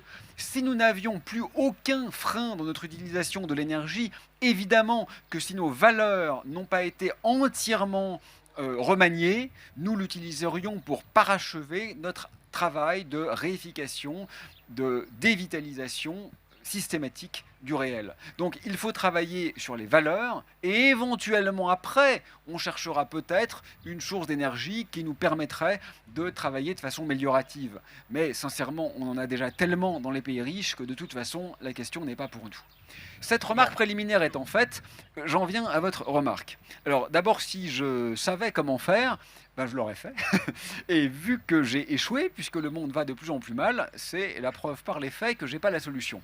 Donc plus sérieusement quand même, parce que là j'ai lu, et vous vous dites, mais il va quand même dire un truc intéressant, oui ou non? Alors moi, ma réponse, c'est deux trucs.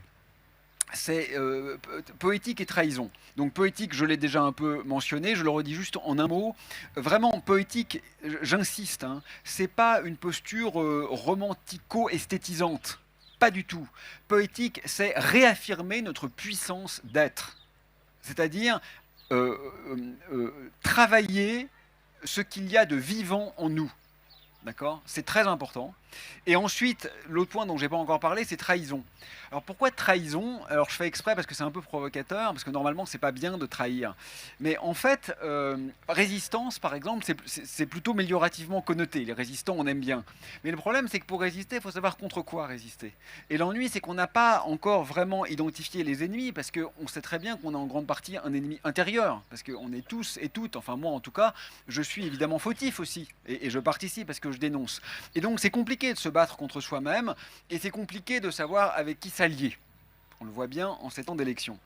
Et donc, je pense que trahison, c'est plus intéressant, parce qu'en fait, on se rend compte qu'il y a énormément d'attendus qui pèsent sur nous, qui sont des attendus qui viennent essentiellement de quoi? De nos proches, de nos environnements, de nos enfants, de nos parents, de nos collègues. Et donc, finalement, une grande partie de ce qu'on fait, on le fait parce qu'il y a beaucoup de regards sur nous qui nous demandent implicitement de le faire. Et là, je trouve que ce serait intéressant d'être traître. C'est-à-dire traître à sa caste, traître à sa patrie, traître à sa race, traître aux attendus systémiques, traître finalement à tous les implicites. Alors évidemment, hein, ça ne veut pas dire « Oh, c'est joli la lumière là ». Il y a des nuages noirs et du soleil, j'adore ça. C'est-à-dire pas être traître à la parole donnée, bien sûr. Si vous promettez à un ami de l'aider en cas de coup dur, là, on n'a pas envie que vous soyez traître. Pas non plus traître à votre femme ou à votre mari. C'est pas cette trahison-là qui est intéressante, naturellement. C'est la trahison un peu à la Deleuze ou à la Genet. C'est-à-dire, c'est la trahison à tous les attendus qui ne sont pas même explicités et qui néanmoins nous dirigent. Et évidemment, la question, la méta-question qui revient tout de suite, c'est bon, bah très bien, trahison poétiquement, Mais comment est-ce qu'on convainc les gens de le faire? Je ne sais pas. Je ne sais pas. Je crois que euh, j'ai pas de meilleurs conseils. Parfois, on me dit, mais bon, vous êtes un peu quand même un télo, vous dites des grandes phrases comme ça, mais concrètement, vous donnez pas beaucoup de solutions. Et ça m'agace parce que j'ai l'impression de ne parler que de solutions concrètes. Penser, c'est concret. Il n'y a rien de plus concret que de penser. C'est simplement de dire aux gamins, au lieu de changer ton iPhone tous les 2 ans, tu vas le changer tous les 3 ans, mais ça n'a mais aucun intérêt. Il y a zéro remise en cause là-dessus. Moi, j'ai pas du tout envie de dire ça à mes enfants. J'ai juste envie de leur dire, penser en fait, juste se demander pourquoi on fait ce qu'on fait, je trouve que ça a déjà une influence gigantesque. Alors moi je me pose jamais en exemple, hein, je l'ai dit tout à l'heure, je suis pas exemplaire, je plaide coupable, quelle que soit l'accusation ou presque. Mais quand même, j'essaye de m'appliquer un tout petit peu à moi-même ce que je dis, sinon ça serait ridicule. Et je l'ai fait dans mon travail de recherche, de ne plus essayer de maximiser mon impact, mes publications, mon nombre de doctorants, etc. Ça se voit, hein. C'est vrai que les indicateurs objectifs sont beaucoup moins positif. Mais en même temps, je m'en fous. Je suis plus heureux comme ça. J'ai moins de stress en arrivant au travail. Je trouve que je fais des recherches plus intéressantes. Ce petit livre-là, l'hypothèse K, j'avais même oublié le titre, j'ai rendu mon éditeur, qui a été plutôt sympa, hein, fou, parce que j'ai pas voulu faire la promotion. Il dit, mais vous écrivez un livre, c'est quand même bien pour le vendre. Oui et non. J'ai envie que des gens le lisent, mais j'ai pas envie d'être dans une logique de maximisation. J'aurais fait 4 émissions de télé, on en aurait vendu 200 000 exemplaires. Je serais riche et l'éditeur aussi. J'ai pas voulu le faire. J'ai accepté une émission de radio.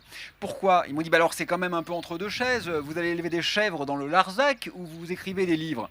Et donc vous devez passer à la télé et aller sur les émissions populistes vendre votre truc. Non, on n'est pas obligé d'accepter cette vision binaire. Moi, je produis une réflexion qui vaut ce qu'elle vaut, hein, elle est peut-être nulle, mais je produis une réflexion. C'est pas pour autant que je dois m'engager à aller faire le tour des plateaux télé pour en faire la publicité. Ça, je suis désolé, ça ne va pas de soi. Et si à la fin, quelques personnes ont été touchées, mais que pour autant, ça n'a pas été un best-seller, moi, ça me va très bien. Je trouve que c'est correct. Donc, on peut le faire quand même, de se dire, après tout, est-ce que j'ai raté mon coup parce que le truc n'a pas été en tête des ventes? Non, je m'en fous en fait. J'aurais même pas aimé qu'il le soit, parce qu'il est écrit de façon un peu alambiquée. Donc je sais qu'il y a plein de gens que ça agacerait. Et donc tant mieux si c'est resté dans son microcosme. Et voilà, et donc je pense que ça en fait, on peut le faire et on peut y gagner, et on peut rendre le monde durable et on peut être plus heureux. C'est un peu simpliste dit comme ça, mais je crois que c'est possible. Et nous, quand on est un peu plus con que vous? Ça, c'est pas possible. Okay. Non, mais pareil. Moi, je crois que on en est tous là, en fait. C'est juste se demander pourquoi on fait ce qu'on fait. Et ça, on n'a pas du tout besoin d'être... Parce que finalement, regarde, on est tout le temps en train de râler sur les politiques. On adore ça, en fait. Ok, très bien, râlons sur les politiques. Moi non plus, je les aime pas. Mais in fine, ils font quand même ce qu'il faut pour être élus. Et s'ils sont élus, c'est quand même qu'on les aime bien. Donc il y a un moment, c'est trop facile, quoi, de se défausser tout le temps là-dessus. Et alors bien sûr, on sait très bien qu'il y a des collusions médiatiques, il y a des lobbies, il y a des choses interdites qu'on peut pas dire. Oui, tout ça est vrai. Mais il n'empêche que si vraiment on les détestait, on en choisirait d'autres. Et on voit très bien que quand quelqu'un essaye de rentrer dans le jeu avec une pensée différente, il ou elle n'a aucune chance. Votre voix a autant de pouvoir que celle de n'importe qui d'autre. Et c'est pas seulement, quand je parle de voix, c'est pas juste dans le vote institutionnalisé en fait. C'est qu'on vote avec sa vie aussi. C'est-à-dire que, je sais pas, la plupart d'entre nous a ou aura des enfants. Vers quoi on les encourage? Est-ce qu'il faut absolument qu'ils maximisent leur réussite sociale en termes de progression des échelons ou non? Ça, c'est un pouvoir immense en fait. Il est gigantesque ce pouvoir qu'on a sur nos proches. Qu'est-ce qu'on valorise quoi? En fait, ou même pour nos amants et nos amoureuses et amoureux, surtout pour les jeunes, c'est hyper important. Là, vous avez un pouvoir immense parce que la plupart des trucs qu'on fait, en fait, on les fait pour acheter l'amour de l'autre ou le désir de l'autre. Si quelqu'un qui vient vous chercher en Porsche, ça vous fait éclater de rire, le mec il a plus envie d'avoir une Porsche en fait, parce qu'il a juste une Porsche pour mettre des nanas dedans en réalité. Parce que la Porsche il s'en fout, de toute façon, moi j'ai fait une fois un excès de vitesse en Suisse, j'ai failli aller en prison pour je sais pas combien, 12 km/h. Donc c'est pas une bonne idée d'avoir une Porsche en Suisse. Hein. Donc je veux dire, c'est hyper puissant ça. Dès lors que notre regard change et que ça devient un marqueur de délinquance, et non plus un marqueur de réussite sociale, bah, plus personne n'a envie d'en avoir. C'est mécanique, ça se fait tout seul. Bon. Et là encore, je fais l'autocritique, hein. Moi, j'ai toujours aimé les montres. Je me suis fait chambrer pour ça, bah, c'est pas grave, je le dis publiquement, j'aime les montres. Là, je suis venu avant de venir à la conf, j'ai été regarder les vitrines, j'adore regarder les vitrines à Genève, il y a des super belles montres, je trouve ça magnifique. Oui, ok, mais jusqu'à ce que le regard change et que ça devienne finalement un marqueur d'autre chose. Et c'est vrai pour nous tous, on a tous nos petites faiblesses, c'est pas grave, ça fait pas de nous des monstres. Pasolini était un génie, il était communiste et il collectionnait des Alfa Romeo. Bon, on a tous nos contradictions, mais quand la contradiction, quand même, devient invivable, bah, il faut la mettre sur la table. Merci.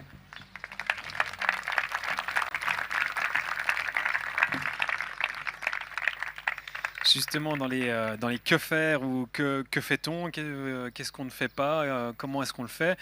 Il y a un passage de ton livre qui m'a fait sourire, je vais le lire. Tu écris que nos indignations sont promptes à se manifester dans une sorte de gigantesque éjaculation cathartique, tant qu'elles n'engendrent aucune réflexion profonde sur ce que nous sommes. Civilisation de l'indignation. Tu critiques également Twitter, ou X, qu'on nomme aujourd'hui X ou X, comme le non-lieu de la pensée qui est utilisé massivement par les scientifiques pour communiquer. Finalement, on ne prend plus le temps de se laisser pénétrer par une idée. C'est un peu dans un cas comme dans l'autre, en fait, on encourage une certaine forme de superficialité. Pour en dire, voilà, l'indignation, ce que tu nommes l'indignation, et qui finalement, on reste dans le même. Ouais, vous comprenez pourquoi il fallait pas vendre 200 000 exemplaires du livre. Et mon éditeur, là, il va se dire, mais pour une fois qu'il en parle, il faut qu'il en parle en disant de ne pas l'acheter. C'est vraiment terrible, un mec comme ça. Bon, c'est vrai, non on est tellement prompt à s'indigner. Vous avez vu le moindre pas de côté en France, je ne sais pas si en Suisse il y a un tel délire autour de ça, mais en France, une femme qui va mettre un foulard sur ses cheveux, mais c'est la fin du monde, c'est insupportable, la République est menacée, à dire avec la main sur le cœur et si possible en claquant des talons. Non mais c'est ridicule. Enfin, je veux dire, n'importe quel infime qui s'écarte de nos us et coutumes d'un instant donné qui sont elles-mêmes extrêmement variables, hein, parce que évidemment notre manière de vivre à nous-mêmes d'il y a 30 ans nous semblerait aujourd'hui insupportable et celle d'aujourd'hui nous semblera insupportable dans 30 ans. N'importe quel écart nous paraît être une offense quasi ontologique à l'essence fondamentale de notre être, alors que factuellement, nous, je veux dire les pays riches, sommes la civilisation la plus meurtrière de toute l'histoire, du point de vue de la biosphère. Ça, c'est pas un avis politique, hein. C'est pas vous pouvez être de droite ou de gauche, hein, c'est pas la question. C'est un fait que jamais dans l'histoire, vraisemblablement, de la vie sur Terre, une espèce ou un individu d'une espèce n'a tué autant d'êtres vivants que l'homme occidental contemporain. Et malgré ça, nous sommes prompts à donner des leçons au monde entier. Et l'actualité, évidemment, nous pousserait aussi à parler de ces problèmes bien au-delà de l'écologie. Et donc, notre incapacité à nous remettre un tant soit peu en cause, à faire preuve de la moindre décontextualisation, à faire preuve du moindre pas de côté, me sidère. Je trouve que c'est non seulement pathétique intellectuellement, mais que c'est même coupable dans cette situation. Et donc oui, bon, Twitter, X, c'est un exemple parmi d'autres. Mais ce qui me tue, en fait, c'est même pas que X existe, parce que quand vous regardez la controverse entre Octave et Antoine, il y a 2000 ans, vous vous rendez compte que le niveau de calomnie était tout à fait le même qu'aujourd'hui. Donc le fait de raconter des horreurs et que les horreurs aient du succès, c'est pas nouveau. Mais ce qui est nouveau, c'est de voir des journalistes sérieux dans des journaux sérieux écrire des articles prétendument sérieux dans lesquels ils ne font que retranscrire des tweets. Mais ça, il faut pas le faire. C'est pas le vrai monde. C'est pas le vrai monde. C'est un truc débile, géré par un mec débile, dans lequel on écrit des commentaires le plus méchants possible, parce que plus c'est acerbe, plus ça fonctionne. Ça existe, bah oui, ça existe, parce que la fange, elle est toujours autour de nous. Et une fois de plus, moi j'ai fermé Twitter, mais j'ai eu un compte Twitter, donc je comprends très bien les mécanismes qui nous attirent là-dedans. On est humain, on est faillible, on ne jette la pierre à personne en tant qu'individu. Mais en tant que système, voir de bons journaux écrire des articles qui sont uniquement des retranscriptions de tweets où un tel clash un tel qui a clashé un tel, c'est une honte. face à l'immensité des catastrophes que nous traversons aujourd'hui, face à l'immensité du mal, face à la mort qui est omniprésente, face à la dévastation des cultures, des gens, des écosystèmes, on doit sortir de ça et faire preuve d'un peu de sérieux et de dignité. Et on ne sera pas tous d'accord, très bien. Il y a de la diversité, j'ai mes avis, mes convictions politiques, vous avez les vôtres, et ça, c'est pas grave. Nous n'avons pas le même projet de société, mais ça, c'est pas grave. On va pas s'entretuer pour autant, mais quand même, un peu de dignité.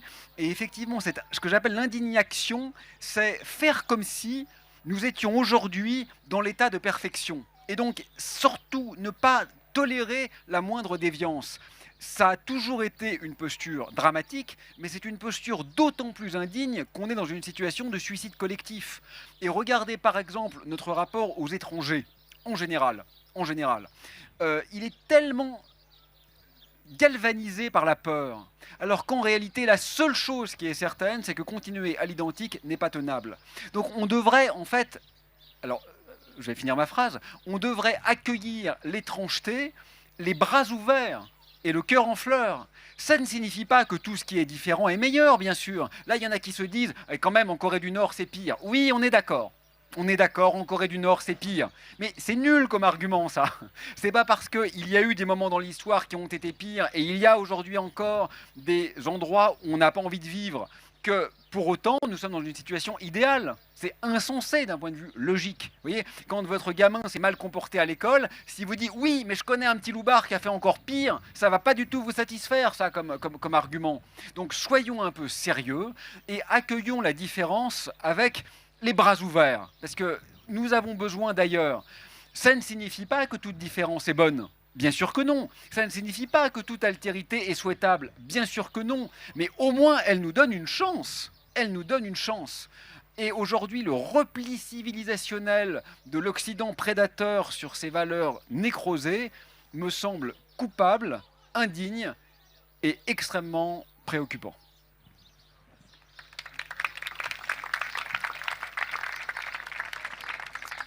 Nouvelle question du public. Alors, bonjour Aurélien. Ce n'est pas vraiment une question, c'est plus une réflexion que je vous apporte.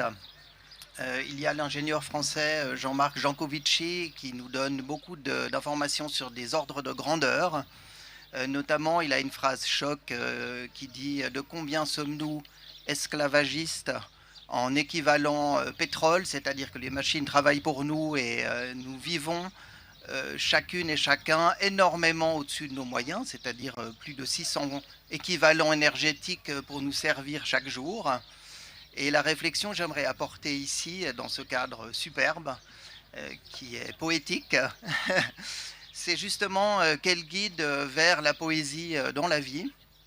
Et je pensais que la réduction de notre consommation personnelle en termes énergétiques nous rapproche un petit peu de cette poésie et nous apporte du plaisir. Voilà, c'est le message que j'avais.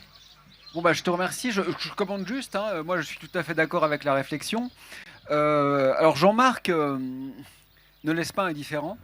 Moi je l'aime bien, voilà. C'est quand même un allié. Alors je sais, chez les écolos, il n'est pas complètement contre le nucléaire, donc ça fait de lui un monstre. Non, je suis désolé, Jean-Marc, c'est un allié. Parce que c'est quelqu'un qui fait douter.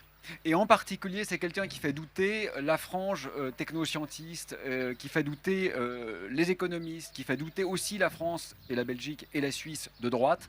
Donc c'est quand même un allié. Voilà. Je ne suis pas d'accord avec lui sur tout, et en particulier, je trouve en effet qu'il met trop de poids sur l'aspect CO2 et vraisemblablement sur l'aspect énergie. Mais je pense que c'est stratégique chez lui. Enfin, j'en ai déjà parlé avec lui, mais je ne veux pas dire ce qu'il m'a dit en off.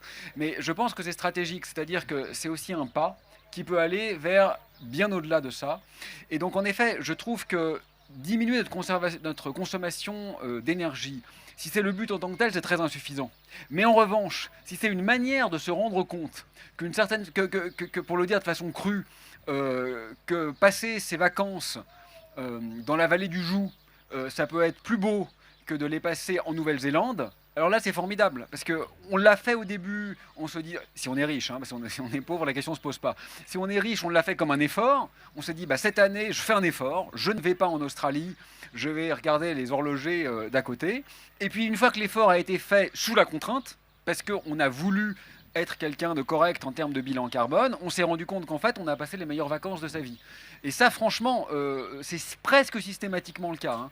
Alors, je ne connais pas assez bien la Suisse, mais en France, vous allez en Corrèze, vous allez dans le Massif central, vous allez dans les Ardennes, vous allez dans les Cévennes, vous allez en Bretagne. Enfin, il y a plein d'endroits qui sont à moins de 500 km d'ici, la Bretagne un peu plus quand même, et qui sont absolument incroyables. Et l'arnaque, pas du tout dans ce que vous dites, hein, l'arnaque souvent c'est oui, mais je vais très loin pour découvrir l'altérité. Vous avez discuté avec les SDF là dans les rues de Genève? Elle est là, l'altérité. Vous avez 300 mètres à faire, il y a des gens là qui font la manche, et je vous assure, il y en a certains qui parlent même pas français, donc vous avez la vraie altérité. C'est pas la peine d'aller dans un Hilton en Australie, ils sont dans la rue à Genève. Justement, terminons la dernière partie. Grosso modo, on a dit qu'on visait les 5h30 à peu près pour terminer. Parlons un peu plus concrètement de poésie, parce que c'est vrai que la poésie nous est chère. D'ailleurs, c'est ce qu'on affiche sur le plongeon, un peu comme une réponse à toutes ces marques qui sont affichées en face sur les quais. C'est la réponse des bains à Genève. Poésie, justement, par rapport à la poésie à science, tu écris qu'il est temps pour son salut et pour le nôtre que la science, elle aussi, rêve un peu d'ailleurs, qu'elle se désire en tant qu'art, qu'elle se fantasme en poème, sans rien perdre de sa rigueur. Qu'il est temps d'habiter poétiquement la science. Tu plaides pour une science pirate, pour une science déviante. Alors tu plaides tout ça. Alors, t'as un peu dit ce que tu entendais par là. Après, c'est vrai que si j'essaie de faire un peu d'argumenter un peu la contre, est-ce que c'est vraiment le rôle de la science de faire ça, ou est-ce que c'est pas au contraire une autre idée de penser, de dire que finalement c'est à la société de penser que il faut donner aujourd'hui plus de place à l'art, à la poésie, à la littérature, à la fiction, à toutes ces formes qui en fait nous font penser différemment, qui nous font voir le réel différemment. Et peut-être un rééquilibrage des priorités, moins de financement à la science, que j'aime beaucoup aussi, mais peut-être plus de financement aux lettres de manière générale. Oui, tu as tout à fait raison. Et plus que des financements, c'est d'estime en fait qu'il est question. Il est vrai qu'on sait tous que nos enfants à l'école ont quand même plutôt intérêt à être bons en maths qu'en dessin. C'est un peu fou quand on y pense. C'est fou. L'art, c'est extraordinaire pour inventer des possibles, pour déconstruire les certitudes, pour voir les choses autrement, pour inventer de la contingence. Regardez, en France, et ça doit être pareil en Suisse, la plupart de nos dirigeants sortent grosso modo de l'école polytechnique.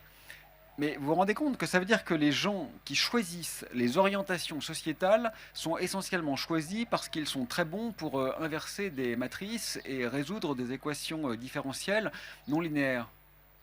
Mais ça n'a aucun sens. Ce sont des qualités qui existent, ça. Moi, dans mon travail, j'ai besoin de gens comme ça. Je suis content qu'ils soient là. Mais c'est intéressant quand vous êtes chercheur en physique théorique, ça. C'est pas du tout intéressant pour décider où le monde doit aller. C'est même quelque part anticorrélé avec les qualités humaines, poétiques et d'imagination qui permettraient de nous donner une chance.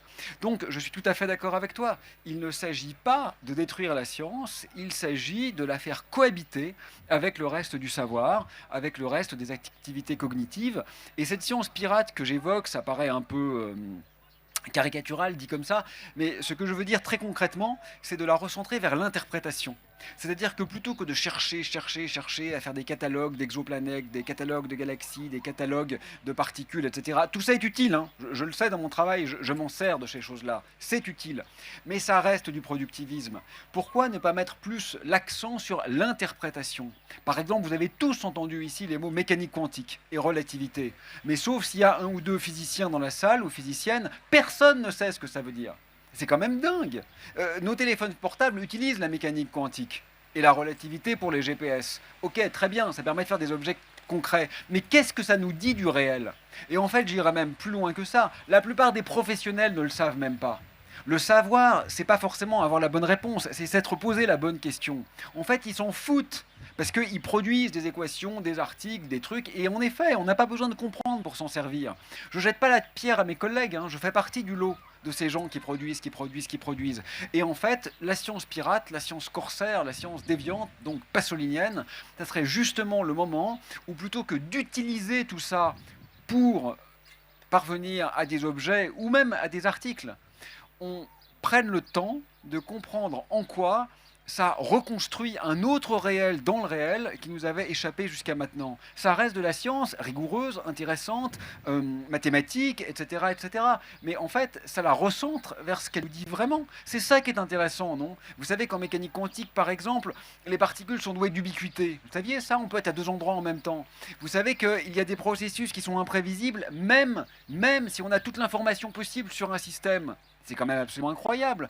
Vous savez qu'en mécanique quantique, dans certaines interprétations, le même objet peut avoir différentes couleurs suivant qu'il est regardé par un tel ou par un tel. Bon, c'est absolument révolutionnaire tout ça. Et on ne l'a pas encore intégré. Ou même la relativité restreinte, qui est encore beaucoup plus facile techniquement. Est-ce que tout le monde sait ici qu'on peut voyager dans le futur? Est-ce que tout le monde sait qu'il ou elle pourrait devenir plus vieux que ses parents, par exemple? Ça déconstruit quand même assez fondamentalement notre compréhension du monde. Et on passe très peu de temps à ça, même à l'école. On apprend à se servir des maths pour faire des bilans comptables, pour être de futurs bons banquiers. Pourquoi pas? Mais il n'y a pas que ça en maths, il y a aussi la beauté de l'infini. C'est magnifique les structures mathématiques. Voilà, et même par exemple dans le concept de vérité, même les mathématiques peuvent n'être pas binaires. Il y a des structures qu'on appelle les topoi, qui ont été inventées par Grothendieck, qui permettent de considérer qu'on est à une certaine distance de la vérité. Et même les maths peuvent être subtiles. Alors on ne va pas comprendre les topos de Grothendieck au collège, déjà, les mathématiciens professionnels ne comprennent pas. Mais c'est pas grave, on pourrait donner une saveur quand même, ou aller vers ça, plus que vers le bilan comptable, je crois. On prend la dernière question avant de clore. Et on entend bien? Oui. Quelle horreur. En plus, j'ai eu beaucoup de temps à penser, mais qu'est-ce que je vais dire? Non, c'est pas si c'est une question, si c'est une proposition. Je crois que c'est une demande de l'aide.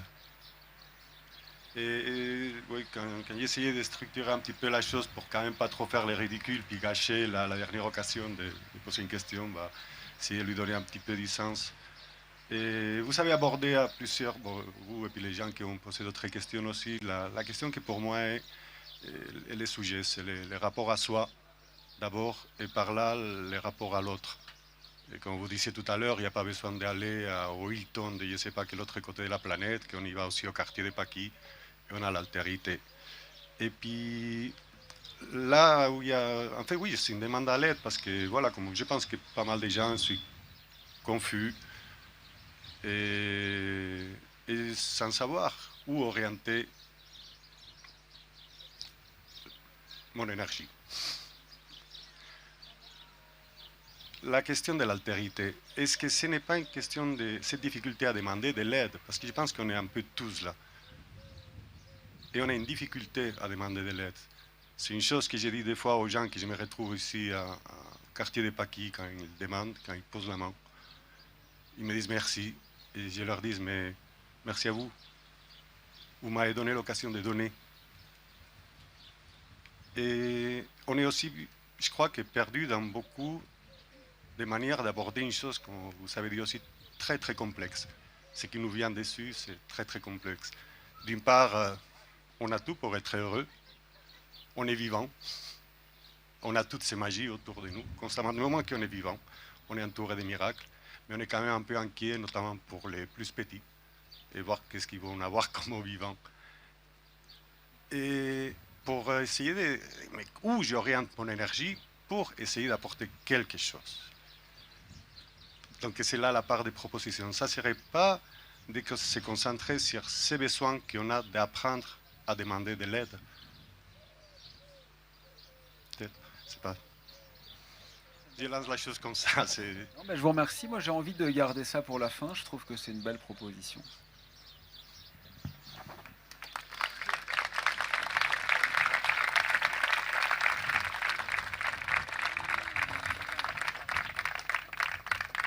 Voilà, est-ce que on laisse la question ouverte Oui, bah écoute, je me l'applique à moi-même en fait. Et donc, j'ai trop parlé. Donc là, j'ai un peu écouté et c'était très beau. Merci. Voilà, alors au risque de casser cette fin magnifique où tu laisses la parole aux autres, c'est vrai qu'il Il y a le cadre des cafés philo au bain des Paquis. On a pris l'habitude de poser nos invités. Alors c'est la deuxième fois qu'on te pose la question. Il y aura peut-être un risque de redite, mais voilà. Alors moins axé sur la question de ton livre ou de la question écologique, plus axé très nombriliquement sur les bains. Pour toi, Aurélien, les bains, c'est quoi? Alors, tu m'as rappelé tout à l'heure qu'il y a 4 ans, j'avais répondu que c'était une hétérotopie. J'étais quand même un sacré enfoiré d'un télo pédant. Donc un mec qui dit ça, faut pas l'écouter. Non, je sais pas, c'est un microcosme de résistance et donc j'espère bientôt de trahison.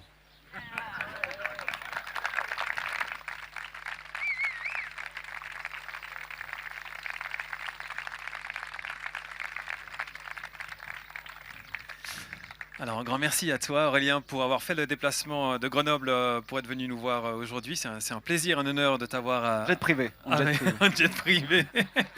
Et d'ailleurs, il y a ton vol qui repart bientôt. Hein. Un grand merci aussi à nos magiciens du son et de l'image, à Jeff pour l'image que vous retrouvez en ligne, à Flo, tout là-bas derrière, qui vous a permis de bien entendre. Un grand merci à toute l'équipe des Cafés Philo, à Sarah qui participe au Café Philo. Un grand merci aussi à l'AUBP, donc l'association qui gère les Bains des Paquis, au groupe Culture.